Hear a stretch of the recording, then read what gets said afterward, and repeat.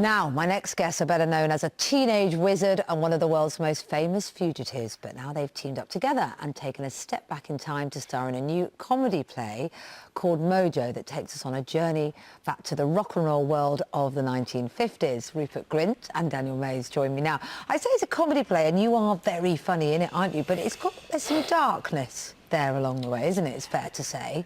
Good to see you, by the way. I would say it's a black comedy, really. Yeah, completely black comedy. Yeah. Yeah. So tell us about your characters. Well, we play Sweets and Pots. They're very much a kind of double act. The whole play is set in a nightclub in Soho called the Atlantic, rather seedy nightclub.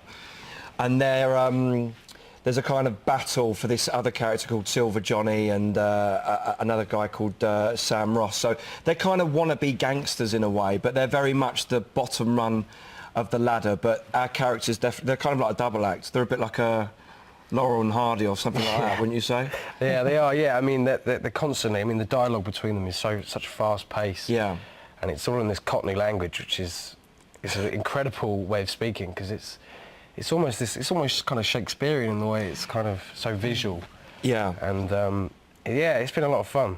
But it has got that dark underbelly to it. It really lifts the lid on the sort of underbelly of Soho and the rock and roll era. But as you say, the script and the dialogue is so funny that it's the audiences are kind of like are in that place where should we really be laughing at this or not? So it's a good sort of dynamic to play with. Yeah, brilliant. And you've got a great cast with you, Brendan Cole, Mr. Bates in Downton, Yes. playing a very different role. I mean, actually, he has got a little bit of menace as Mr. Bates, but he's got a lot of it in this, hasn't he?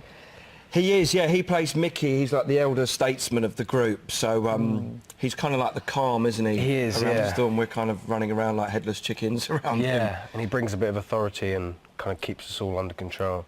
Yeah. But it's just been great fun. So you're loving it, and it's been getting great reviews, which is always nice. Yeah. And, Not that we read them. No, avidly. But also you're up for Watson Stage Awards, which is great. Both of you have got nominations, and they're voted for by audience goers and the public, aren't they? Which is good as well. Yeah, what are your best newcomer and I'm best supporting actor. So it's good, yeah. I mean, it's just great that the audiences have seemed to have gone with it, really. And really, that's all we can do. Yeah. Our job is to go on and perform it. And as I say, the response has been out of this world. Yeah.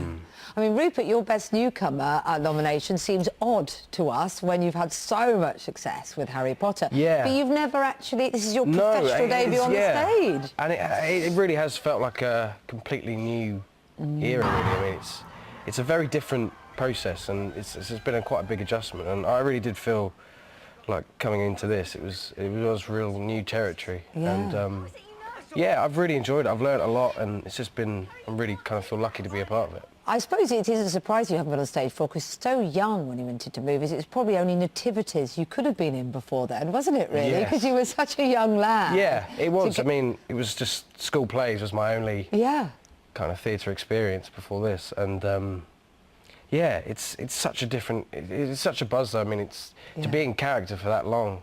I mean, I'm so used to kind of dipping in and out. Yes, exactly. It's a very different thing. Very different thing. And do you think, in a way, that because you started doing in movies and had so much success, that must give you a very unique perspective on the whole industry, really, doesn't it? Because you've had the craziness and, and the huge fans are phenomenal. Yeah. And now you're kind of going back to something more intimate. Yeah, no, it is. It's a very weird feeling. I mean, it was when we finished the last Harry Potter film. It was kind of, because we were in this bubble for such a long time. Which is actually going out tomorrow, by the way, if you didn't catch it. Yeah. God, yeah. But yeah, I mean, we were in such this huge kind of bubble. It was, you really didn't really have much of a sense of things outside it.